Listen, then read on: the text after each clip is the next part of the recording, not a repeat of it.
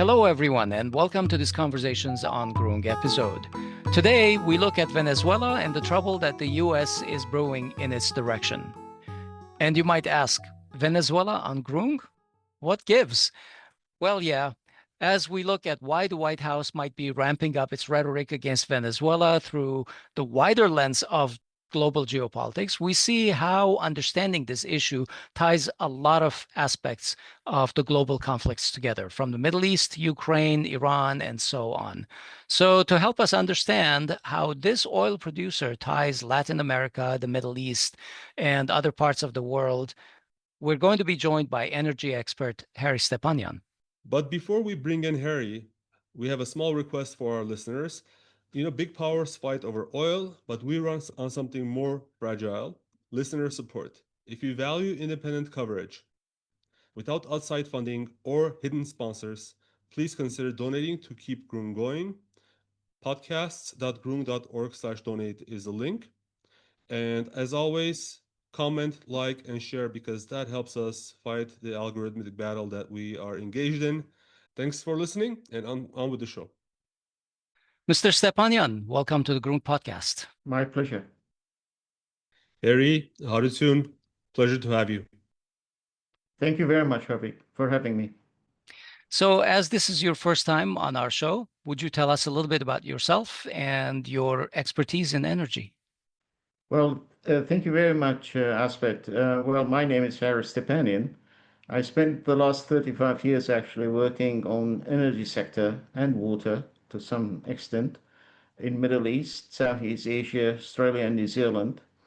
Recently, the last 3 years, I founded Iraq Climate Change Center, which is basically is a think tank based in Washington, D.C., and we look to all aspects of climate impact, climate change impact on Iraq's livelihood, including mitigation, adaptation, and of course, there is always an interest in Armenian matters, Armenian issues, especially on the energy sector. Well, today's talk is as Armenian as it gets. We're going to talk about Venezuela, but stay with us because even though they're on the other side of the earth, there is what happens in Venezuela may also affect our region. So, as you know, Venezuela, or as you may know, Venezuela has the world's largest oil reserves, yet its output has collapsed, mainly because of geopolitical issues with the US. US oil companies were expelled in 2007, and also US sanctions in 2017 and 2019 added to that. So production fell from 2.2 barrels a day to 500,000 barrels by 2020, and probably it's stable since then. Now, this sharp decline had forced the United States to depend on other suppliers at a time when its own strategic petroleum reserve sits at historical lows. Now, with the major U.S. military buildup around Venezuela, and just today we heard that the U.S. seized an oil tanker, so it seems like things are getting serious. There is open talk of possible intervention, and access to cheap Venezuelan oil has become part of Washington's wider push, perhaps to lower global oil prices and counter Russia and Iran's influence on the prices. So maybe we can start with this. How low is the U.S. Strategic Petroleum Reserve today, and why does that matter? Well, you think that probably the United States would have a huge reserve. In fact, it's not actually. It has dropped down from 700 million barrels to less than 300 million barrels during President Biden's time.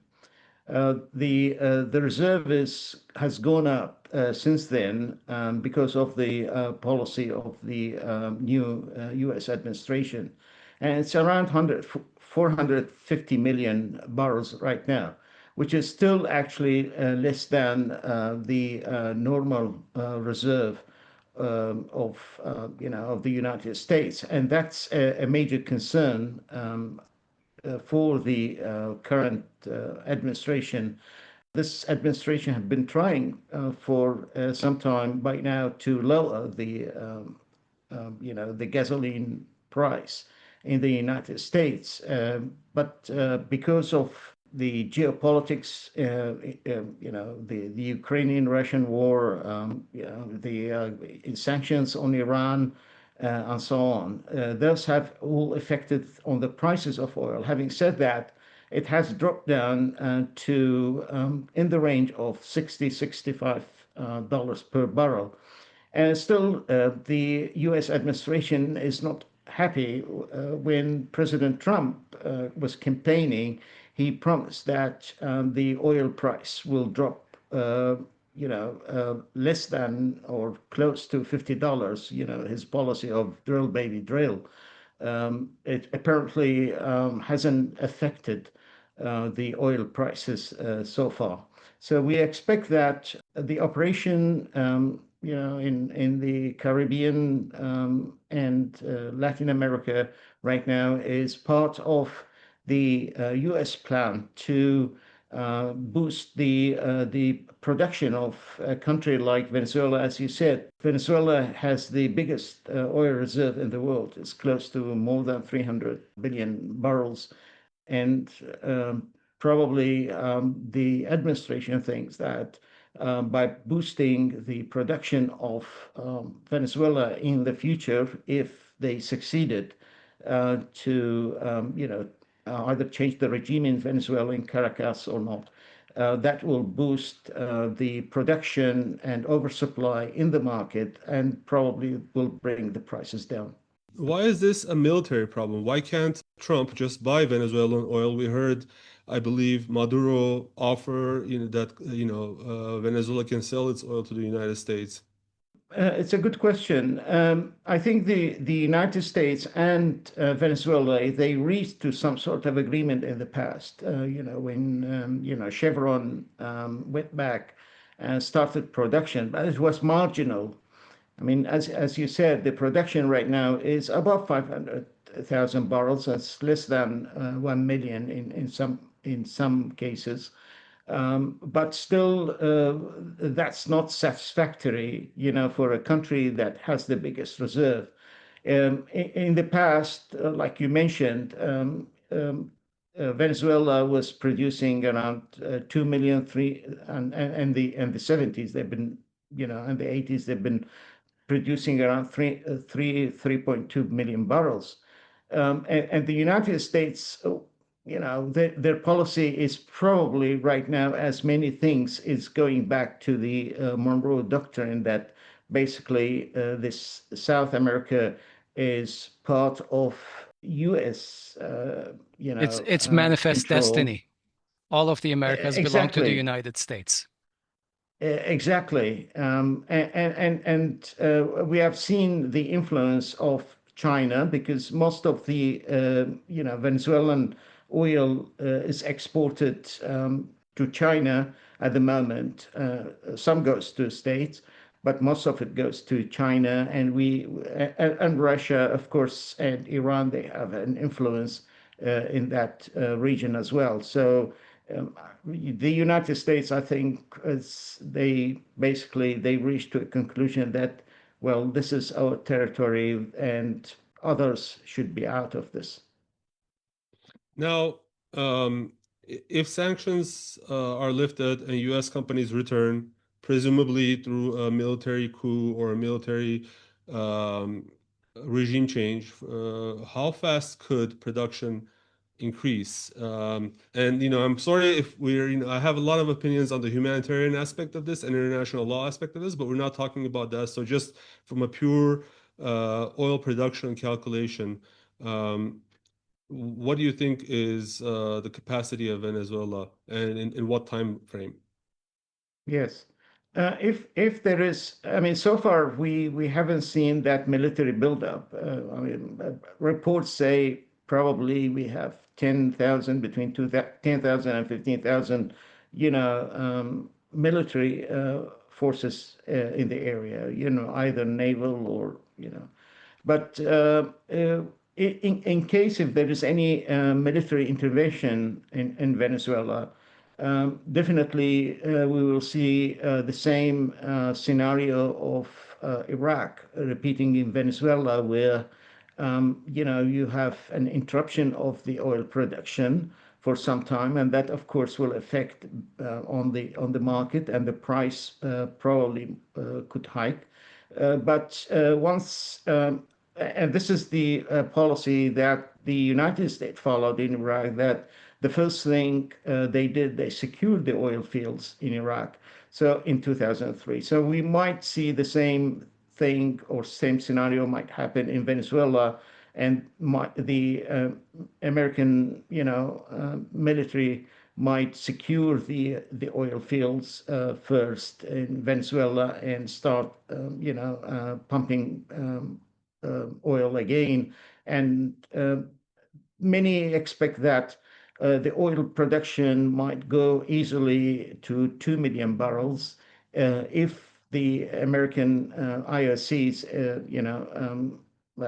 go back to Venezuela, and we might see the production might go up to 2 million barrels within, say, 6 to 12 months at most. Mhm. And what are the risks to the US, to South America, and to the world? What are the major risks that you see? Well, any military intervention actually carries huge risks on the stability of the region first. Second, the transport of oil to other parts of the world. There's a huge risk that there might be a guerrilla warfare. And this is what I think what Venezuelan regime is planning if if there is a full-scale military invasion to the country. So there are quite a few risks there that might interrupt the oil supply. The thing is that other countries like Saudi Arabia, which has a huge reserve capacity, they might pump additional oil to the market to compensate for any disruption to the oil supply, mainly to China. Harry, there is growing concern in the Middle East that if Venezuela ramps up production to around 2 million barrels per day with the US backing, the supply balance would shift and could trigger a fall in global prices. This would break the price floor that OPEC 1 has worked very hard to maintain near approximately $60 per barrel. Why is Venezuela a key lever for Trump's target for bringing oil under $50 per barrel? Yeah, it's a good question actually. It's part of this tension between OPEC and OPEC Plus with the U.S. administration. There's always this bill, NOPEC bill, on the table. Can you quickly tell us what the difference is between OPEC and OPEC Plus? Well, OPEC is basically the oil companies which they gathered in 1960 to it's a cartel. Venezuela was, by the way, one of the founders of OPEC, and they basically their aim was to control the price and the production, basically by controlling the production. You can control the price in the international market. But a few years ago, other countries, major producers like Russia mainly, and some other small producers, they came together and they decided to stop any, trade war. It happened a few years ago between Saudi Arabia and Russia, where Russia was competing in increasing the production while Saudi Arabia were doing the same thing. And that harmed the oil prices. So they came together and they set up this alliance of countries, major countries of producers.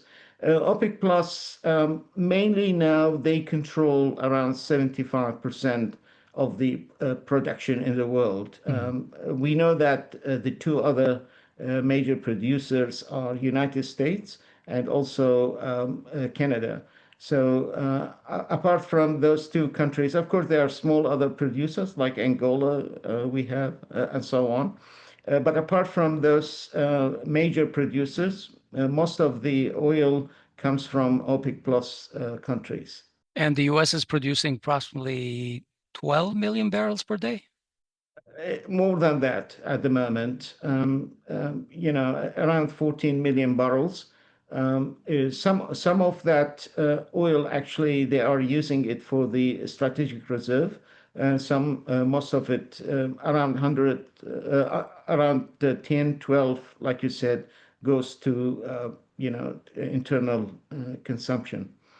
Okay. How does the difference between, let's say, the 2 million to 500,000 barrels per day from Venezuela make such a huge difference for the United States producing more than 12 million barrels per day? It seems like it's a few percentages, and there's such a huge focus on this to the point of military Correct. But don't forget that the total production of the world is around 101 million barrels a day. Now, IEA, for example, OPEC, they were expecting that the demand for next year in 2026 will go for about 2 million barrels. action. So the total demand for oil will be around 103 million barrel. So now if you put 2 million barrel immediately into the market from Venezuela, definitely that will take the biggest chunk of what the world demand is for crude and wouldn't leave any room for other countries to increase their production. So literally you are flooding the market with the 2 million barrels. And that, of course, will drop the price at least anywhere between 5 to 15% easily. Yeah, that's very interesting.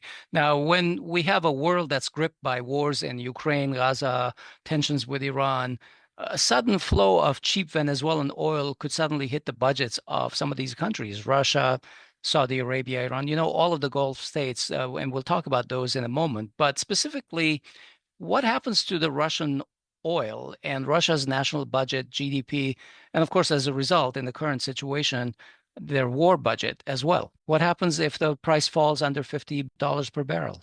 There's one point that regarding Venezuelan oil quality. It's a heavy oil, sour.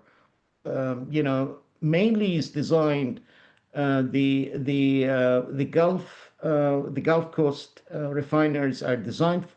Historically were designed for the Venezuelan oil. So we expect that that most of that 2 million barrels, if they manage to increase the production, will go to the United States.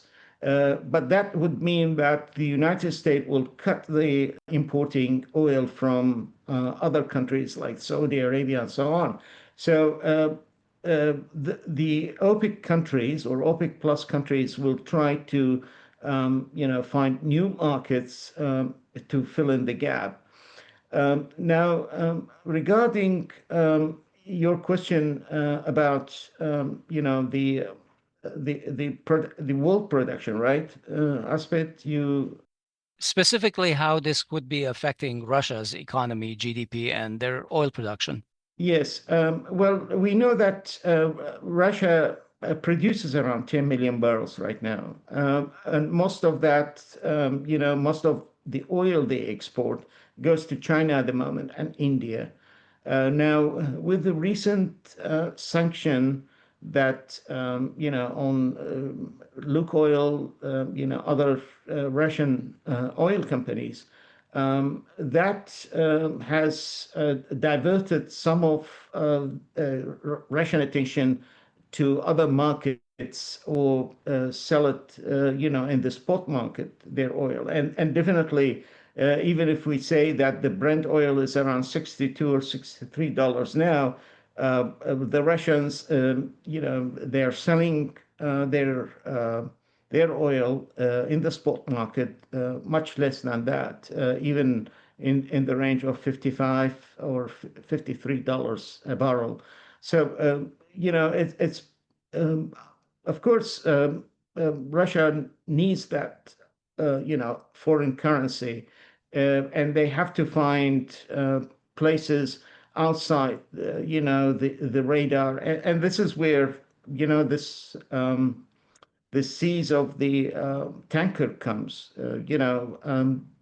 The Americans were monitoring carefully, all this network of tankers, carrying either Iranian oil, Russian oil, Venezuelan oil, and so on, where they are uploading, where they are, taking that oil, who are the buyers, and so on. So it's a very complicated network. We know, for example, the Iranian oil moves from one tanker to another just to conceal their destinations. If the price of oil would drop, let's say, to under 50, does that mean Russia's barrel would drop to maybe in the 40s? Possible. If we know, for example, countries like Turkey, for example, they buy Russian oil at a discount price. China, they do the same. India was doing the same until the sanction imposed by the US administration happened. We don't know actually how the right now Russia is exporting their oils from, say, the Black Sea, for example, or through the pipes. There were lots of talking, for example, that some of the oil goes to country like Azerbaijan, and Azerbaijan does the marketing of that oil. So there are quite lots of tunnels which the Russians were funneling their oil to the international market. Yeah, Azerbaijan is an interesting vector, actually. That was my next question. How does the price of oil on the world market affect Azerbaijan? Because it is a producer, not a gigantic producer, but it is a producer.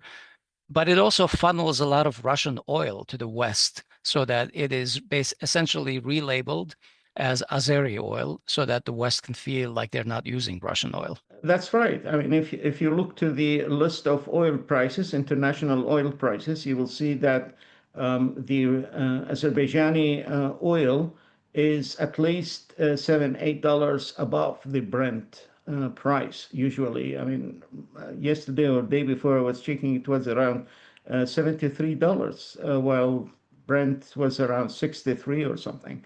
So it's always the Azerbaijani oil price is higher, but that's probably part of it because it's a light crude, and also Azerbaijanis, they have their clients, undisclosed clients. We know that 60% of it goes, for example, to a place like Israel, for example. So we don't know exactly how the Azerbaijani oil is marketed internationally. And of course, when you sell it to clients like Israel, probably you sell it at a premium price. Yeah, I don't quite understand. If it's a global market for the price of the crude, there's either an incentive because it's light crude, sweet crude, or whatever, and it takes a lot less to refine it. Or can you explain why somebody would buy more expensive Azerbaijani oil instead of, let's say, Russian or American or whatever, or even Venezuelan? Yes, always historically, the oil trade was linked to geopolitics, since the 70s. But in the case of Israel, it's also it depends on the type of the refineries they have. It's most likely designed for light crude rather than heavy oil. So most likely that one of the reasons why they keep buying Azerbaijani oil. They buy also, having said that, I mean, they buy oil from West Africa, for example, as well. So they have different sources, but mainly they rely on the Azerbaijani oil, for their refineries. So we talked about the potential um, for the for this move, specifically the Venezuelan oil being opened up to send ripple effects through the Middle East, um, lowering prices and affecting producers. We didn't talk about Iran yet, but is this a single move solution to breaking the budgets of the many states on the other side of geopolitical conflicts from the US? What is the Ukraine war factor and the potential new Iran war factor in this equation? Well, surprisingly, we haven't seen the oil prices, going beyond the $100 for at least for a while. And the reason for that is that there is a lots of surplus oil right now in the market. I mean, each country can increase their production, like I said, can compensate for any, interruption in the supply. And that's what kept the prices down, at least at the moment. It's like OPEC Plus at the moment, every month or every 2 months, they meet and they specify the quota for each producer, and they monitor the market. They see how much the demand will look like on the next, say, 3 months, and according to that, they increase the quota or decrease it. But some of those countries, including Russia, actually, they couldn't meet that quota. But because of the surplus right now in the market, that's not, that's preventing basically the oil prices to go up at the moment. And this is what also I'm expecting will happen if there is a military intervention in Venezuela, for example. Within the range of 500 or 900,000 barrels that Venezuela currently produces, easily other countries like Saudi Arabia and UAE can increase their production. Iraq even can increase their production to their regular or their permanent clients they have right now in Asia. So it depends really, which way the current situation in Venezuela will go. And also, you mentioned the Ukrainian Russian war. We haven't seen any impact, actually. I mean, the impact was on the gas rather than on crude oil. We have seen, the gas supply to Europe was interrupted with the Nord Stream 1 and 2 pipe Yeah, explosion. the destructions, yeah. Exactly. I mean, all those kind of issues has practically interrupted the gas supply rather than oil supply. The oil supply is relatively easy. It's the gas that most of the countries mainly are relying right now for power generation, petrochemical, and so on. But so going back to this, if the theory behind this is that this is somehow related to the US being in conflict with Russia and Iran, if that theory is true, is the single sort of move, which is capturing Venezuelan oil, enough to break the backs of those countries, essentially? Strictly speaking about oil. The plan, in my opinion, the U.S. administration plan is to cut this relation right now between Venezuela, Colombia, and others in Latin America with Iran and Russia. And don't forget, the Bolivar revolution in South America brought the Russians, the Cubans, the Iranians as well into South America, and that didn't like the Americans, and I think um, oil is becoming like part of this geopolitics, in my opinion, between the rivals. Most likely, this is my opinion as well. President Trump's initiative to stop the war in Ukraine is part of a big deal with the Russians. That, well, look, we would like to you to pull out from South America. In return, you can have your part of Ukraine, and so nobody knows actually what is happening behind closed doors in terms Yeah, of who will control which part, of the world.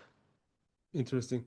Okay, moving on. So Trump's first foreign trip was to the Middle East, where he was feted by the Gulf monarchs. He was able to secure hundreds of billions of dollars worth of investment pledges, and even got a $400 million airplane as a bribe. Did I say bribe? Sorry, I meant gift. I meant gift, folks. Okay, Trump supporters. Some of these same countries Trump visited are members of OPEC Plus and would seriously be affected by lowering of these oil prices. So, how does Saudi Arabia, UAE, and Iraq respond to this sudden price drop? And wouldn't those be seen? Wouldn't a flood of Venezuelan oil to the market be seen as an unfriendly act by these states? Yeah, exactly. I mean, oil producers in general won't be happy actually if there's a military intervention. The biggest one would be if, for example, Venezuela, exit the OPEC. That will be a major one. And I expect that could happen under the pressure from the United States, that they might decide to exit, OPEC. Um, just to, don't forget, it happened in Iraq before, that after the war, you need to build your economy, and you cannot build your economy with the current production of oil. Oil, we know that it's the main source of income for these countries. So, and because of the, restrictions on the quotas of oil production for each country, Venezuela might decide. It happened before. It's not something that's new. For example, Qatar withdrew from OPEC before Indonesia did the same. So Venezuela could be next. Um, of course, Middle East countries, they wouldn't be happy with this, because we might go back to the price war. And this doesn't help, the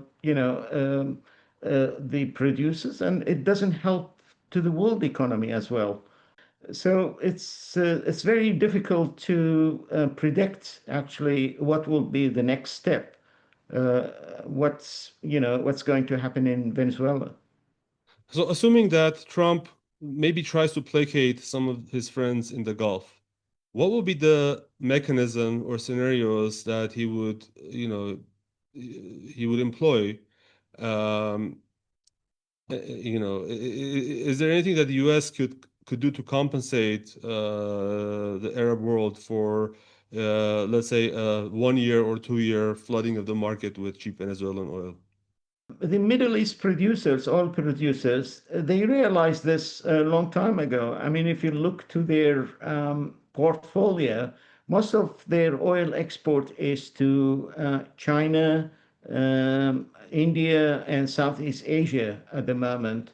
Hardly any oil goes to United States, for example, although the Saudi Arabia and UAE, they have a very good relation with the US, in terms of trade and so on, but still, a very small portion of their crude oil goes to the United States, and part of it because the United States is almost self-sufficient in terms of oil production. And I think most of those countries, like Saudi Arabia and UAE, most of their production goes to refineries. In fact, the refineries in Southeast Asia are designed for Middle Eastern oil. So I think what is going to happen that uh, Saudi Arabia's and Iraq and UAE might basically turn and say, well, look, most of we need to focus on, other market rather than United States for selling our oil. And this is what's happening with Iraq, for example. I mean, in Iraq, in some months, it's exporting 0 barrel. It goes up to 200,000 barrel and then down to nothing, really. I'm fascinated with the strategy that we are talking about. It seems to me like this is almost like a chess move. With one strategic move, the United States can undermine Russia's economy, can limit Iran's regional influence, it can undermine OPEC or reduce its influence on world markets. In fact, it can probably create markets for its own oil and South America's oil, a little bit reminiscent of the way the US essentially ramped up customers for its own natural gas when they undermined Nord Stream 2. Can you talk a little bit about how, for example, or how fast some of these events could unfold in 2026? How quickly can Venezuela ramp up its production? How quickly could some of these countries react, and how would they react? In my opinion, there are two main events might happen in 2026. One, the end of the Ukrainian-Russian war. And we know that part of the agreement or the proposal that the United States, submitted is lifting the sanctions on Russia. And if that happens, Russia will be back to the market, to the, ramping up their oil production and start selling it to Europe, for example, again. That also might affect the oil price. Second is, of course, Venezuela. If Venezuela decided, if there's a regime change, for example, and they manage to get, in fact, Venezuela can, in the next 2 years or 3 years, they might be able to produce around 3 to 4 million barrels if they want. And if United States takes the biggest portion of that production, we will see, a huge reduction in the prices of oil. So it's a very volatile market, I would say, next year if these two things happen. First, the war in Ukraine ends, and second, if Venezuela increases its production. And of course, don't forget that at the moment, Iran is also expressing interest to going back to negotiation with the United States, and of course, the Trump administration, they are willing to go back. The American oil companies, if there's an agreement about their nuclear program, the oil companies might go back to Iran and assist Iran in increasing their oil production. So there are quite a few things, happening in the world that might effectively, reduces the oil production. But in on the other hand, it doesn't help because if the oil prices go down, what happens that most of the countries they stop investment in new oil fields as well. So there's no incentive for them to increase their production as well, and that could affect basically the economy, the world economy, I would say. Do you see some of these things panning out in 2026? Well, let's see. I mean, at the moment, the United States seriously are playing a big role in the to end the war in Ukraine and also in Venezuela. Let's see what is happening. Probably the agreement with Iran will take some time. In 2026, most of the experts expect that the oil price will remain in the current level. Having said that, we don't know, what tomorrow will bring to us. I mean, there could be a lot of motives for this move, but some people are making the dark prediction that this is in preparation for a war against Iran, because, as you know, one of the threats that Iran poses is that it could close the Strait of Hormuz in response to a US-Israeli war in Iran. I personally am a subscriber to this theory. So Me too. everyone says that, it's not an issue of if, but when that war starts. So could this be in preparation for that move? And could the Venezuelan oil compensate for all of the Middle Eastern exporting that is done through the Strait of Hormuz? Highly unlikely, actually. I mean, if you combine the countries on the Arab countries on the Gulf, take for example Kuwait producing around 1.5 million, Iraq 3.5 million exporting, then UAE we have and others. It's unlikely Venezuelan oil will compensate for this such a disruption. But in my opinion, um, historically, the Strait of Hormuz were never closed. I mean, we have seen what they call the battle of the vessels during Iraq-Iran war in the 80s, but we haven't seen any close of the strait itself. So it's highly unlikely we'll see that Iran will decide to close that because it's going to harm the neighboring countries, the Arab neighboring countries in the Gulf.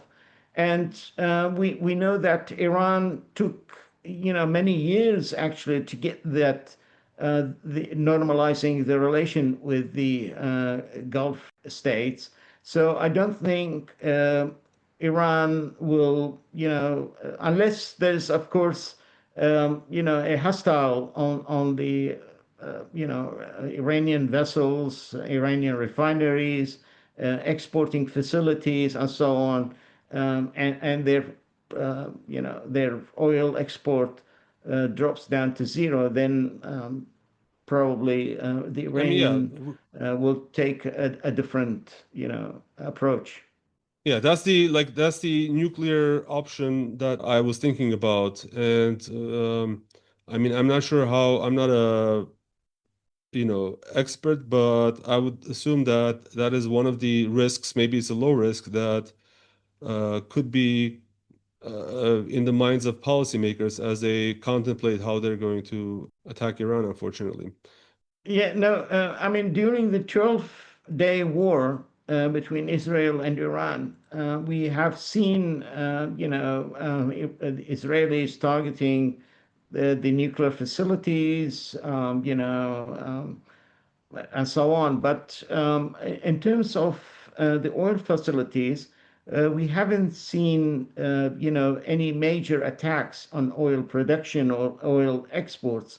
So I think probably that was part of the agreement with the United States that, look, if you are going to target Iran, you should target only the facilities that might cause a threat to the state of Israel, rather than, interrupting, the oil production or oil export that is very important for the Iranian economy in the future. Yeah, understood. Well, this was a very interesting discussion, Harry. Again, I appreciate you coming on our show, and hope this is not, hope you come back again soon. Thank you very much. Thank you for coming on the Thank you. show. Thank you very much for having me. Thank you. We've been talking with Harry Istepanian, who is an independent PMP certified energy expert with over 30 years of experience in the energy and water sectors. He has worked for major international consultancy firms and organizations like the World Bank and USAID on global development projects. He has authored dozens of publications in prominent journals and think tanks, including the Brookings Institute and the Atlantic Council. And Mr. Istepanian is also the founder of the nonprofit think tank, the Iraq Climate Change Center, the IC3 Plus, based in Washington, D.C.